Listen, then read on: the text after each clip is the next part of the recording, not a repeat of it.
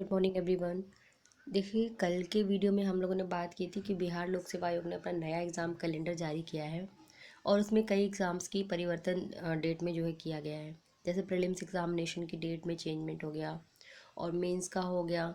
तो इस तरीके से कब वो रिज़ल्ट आएंगे परीक्षा का बात की थी हम लोगों ने।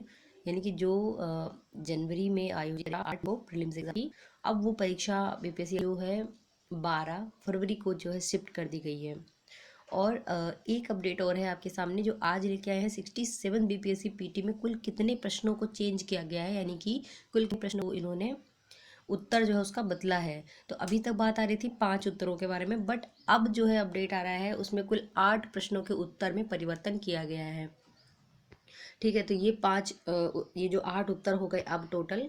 तो इसमें जो परिवर्तन किया गया है इससे अभ्यर्थियों के स्कोर में बुरा और अच्छा दोनों प्रभाव पड़ने की आशंका है। ऐसा होगा क्यों? ऐसा होगा क्योंकि यूपी पीसीएस में हमेशा से यही होता आ रहा है पिछले कुछ सालों से कि इतना ज़्यादा इनकरेक्ट कर देते हैं वो लोग उत्तर के जो आंसर की आती है उसको, और बाद में ये लोग उत्तर को परिवर्तित करते हैं और इससे बहुत बुरा प्रभाव पड़ता है। जो फेल होने वाला हो रहा है वो हो सकता है वो पास हो जाए, जो पास होने वाला है हो सकता है उसका स्कोर एकदम कम हो जाए, बॉर्डर पे आ जाए वो।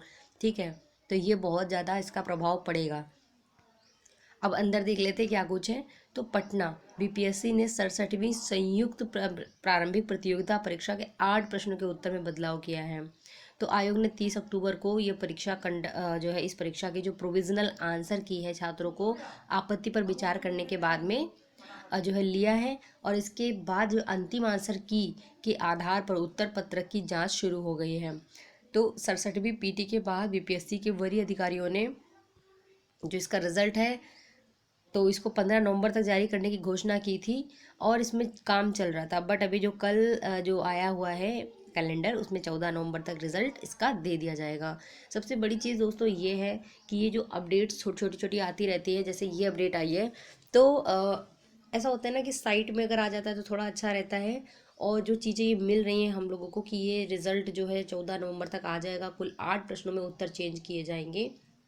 तो 8 प्रश्नों में कौन कौन से ऐसे क्वेश्चंस हैं जिनके उत्तर बदल रहे हैं, साथ में जो प्रश्न हैं उनके क्या उत्तर आयोग ने माने हैं। यदि आयोग अपने आंसर जो रिवाइज आंसर की है वो दे देता है तो ये बहुत अच्छा हो जाता है। बिना बताए अगर वो उत्तर जो है मानकर और चेक करके रिजल्ट दे देता है तो ये छात्रों के साथ में अन्याय होगा, क्योंकि पहले ही जो आंसर की दिया गया है उसके अकॉर्डिंग बच्चों ने अपना पूरा स्कोर बना लिया, मैच कर लिया कि हमारा इतना इतना आ रहा है।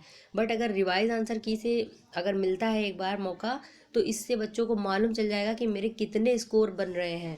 यदि बिना बताए इन्होंने रिजल्ट दे दिया तो ये सच में सही नहीं होगा, क्योंकि यूपी पीसीएस में भी लगभग चीज़ें ऐसी हो रही पिछले कुछ सालों से जिसका वाकई में बुरा प्रभाव पड़ता है, अच्छा प्रभाव पड़ता है, दोनों मिक्स रहते हैं। बट ये सही नहीं है। रिवाइज आंसर की बच्चों को जानने का पूरा अधिकार है। या फिर ऐसा किया जाए कि जब इन्होंने रिजल्ट देना है 14 नवंबर के करीब तो इनको रिवाइज आंसर की भी जारी करनी चाहिए। रिजल्ट के साथ साथ एक रिवाइज आंसर की भी आनी चाहिए ताकि बच्चों को मालूम पढ़ सके कि पर्टिकुलर क्वेश्चन का उत्तर इन्होंने क्या माना है। ये सबसे इम्पोर्टेंट हो जाता है। ठीक है, तो ये चीज़ें थी। और 67वीं यूपीएससी में जो 8 प्रश्न बदले गए हैं वो कौन कौन से प्रश्न हैं और उनके उत्तर क्या हो सकते हैं, तो ये सब ये आयोग को अपनी साइट पे देना चाहिए जब वो रिजल्ट जारी करेंगे। आज जो है लगभग 11 तारीख हो रही है और लगभग 3 दिनों बाद में रिजल्ट आपके सामने होगा। और इससे फ़ायदा ये होगा कि आपकी मेंस एग्जामिनेशन में आपको बहुत ज़्यादा प्रॉब्लम नहीं होनी चाहिए, क्योंकि इसमें रिजल्ट जल्द से जल्द आने का एक कारण ये भी होता है कि बच्चे अपनी मेंस में जुड़ जाते हैं, क्योंकि बहुत सारे बच्चे बॉर्डर पे भी हैं। पिछले कुछ समय से बिहार पीसीएस की जो प्रीलिम्स एग्जामिनेशन है उसका कट ऑफ इतना हाई जा रहा है। इसके अकॉर्डिंग अगर हम देखें तो 108 गया था लास्ट में, फिर 105 सीडीपीओ का गया। तो बच्चों के मन में अगर 99 भी क्वेश्चन उन्होंने सही किया है या 105 भी किया उन्होंने तब भी उनको डाउट हो रहा है, जनरल कैटेगरी वालों को, कि हमने 106 के 108 नहीं कर पाए, अगर 106 की 105 की 104 के, तब भी वो श्योर नहीं है कि उनका पेपर जो है क्वालिफाई होगा। और इसके पीछे जो मेन रीज़न है वो यही है कि कैंडिडेट्स जो है लगातार इंक्रीज़ हो रहे हैं बीपीएससी प्रीलिम्स में। और जो क्वेश्चन पैटर्न है वो थोड़ा सा इजी रहता है। मतलब मैं इजी इसलिए कह रही हूँ ऐसा होता है ना कि मोस्टली देखा जाता है कि जो इजी प्रश्न होते हैं उसमें मिस्टेक्स भी बहुत होती है, सिली मिस्टेक जिनको हम बोलते हैं। तो ये सिली मिस्टेक्स होने से जो है प्रश्न का जो हमारा एक कलेक्शन होता है उसमें काफ़ी गड़बड़ियाँ हो जाती हैं और हमारे आते हुए क्वेश्चन गलत हो जाते हैं। तो इनका जो है बच्चे अधिक संख्या में पार्टिसिपेट करते हैं, तो इसकी वजह से जो स्कोर होते हैं बच्चों के अच्छे हो जाते हैं और कट ऑफ भी थोड़ी हाई चली जाती है। लेकिन लास्ट अगर मैं छठवीं की बात करूँ तो वहाँ पे तो पूरा पूरा पेपर ही लीक हो गया था, बट उसकी कोई कार्यवाही नहीं हुई थी। 67th की जो प्रीलिम्स हुई थी जिसको रद्द कर दिया गया था उसमें भी पेपर लीक हुआ था, लेकिन आयोग ने जो है उस पेपर को रद्द करवा दिया था, फिर री एग्ज़ाम कंडक्ट कराया गया है। तो री एग्ज़ाम का जो पैटर्न था क्वेश्चन का वो था इजी, मगर इजी ही क्वेश्चन बच्चे मिस्टेक करके गलत कर देते हैं, मतलब गलती कर देते हैं उसमें, जिसकी वजह से उनके स्कोर गिरते हैं। ठीक है, यदि इसी अकॉर्डिंग देखें कि एक अलग पैटर्न में अगर बात करें, जैसे सीडीपीओ के प्रीलिम्स की बात करें अगर, तो सीडीपीओ का प्रीलिम्स भी कठिन आया था और जो सीडीपीओ का मेंस है उसके सेकंड पेपर के क्वेश्चन भी टफ आए थे, आंसर राइटिंग वाले वो भी टफ आए थे। ठीक है, अगर आपने पेपर नहीं देखा तो आप एक बार यूट्यूब में प्लेलिस्ट में जा करके देख सकते हैं। सीडीपीओ का जो मेंस का हम लोगों ने डिस्कस किया था पेपर 2 वाला, तो उसमें भी काफ़ी ज़्यादा जो है बच्चों को दिक्कतों का सामना करना पड़ा, क्योंकि लेवल थोड़ा हार्ड था उसका, मेंस के आंसर राइटिंग का क्वेश्चन का मतलब। ठीक है, तो ये चीज़ें हैं।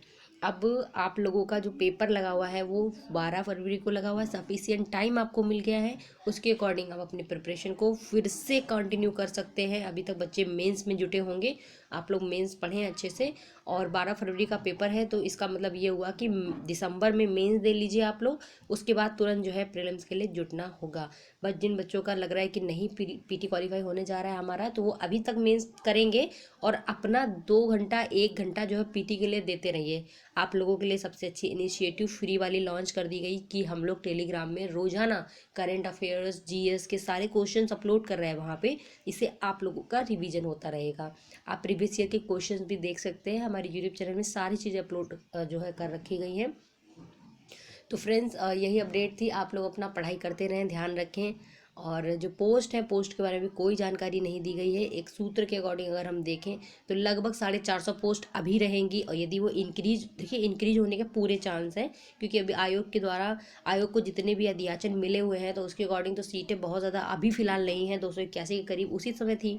तो ये अगर जो आएगी, जो भर्ती आएगी, भर्ती आते आते हो सकता है कि लगभग 350 प्लस या 400 के करीब रह सकती है, लेकिन फाइनली जब एग्ज़ाम कंडक्ट होंगे और रिजल्ट आते आते ये पोस्ट उम्मीद है कि 650 प्लस रहे। ठीक है, तो ये थी अपडेट, और मिलेंगे अगले वीडियो में फ्रेंड्स। @नियति पीसेस क्लासेस और @नियति क्लासेस में आप जा सकते हैं, वहाँ पे फ्री इनिशिएटिव चल रहे हैं, प्रीलिम्स के क्वेश्चन डाले जा रहे हैं, करंट कंटेंट डाले जा रहे हैं, आप वहाँ से देख सकते हैं। मेंस की गार्डिंग जो गाइडेंस है उसके अकॉर्डिंग अगर आपको कोई क्वेरी है तो आप 7004291557 पे कांटेक्ट कर सकते हैं। कोई भी क्वेरी होगी आपकी मेंस से रिलेटेड या किसी भी तरीके की, यहाँ से आपको सोल्यूशन मिलेगा।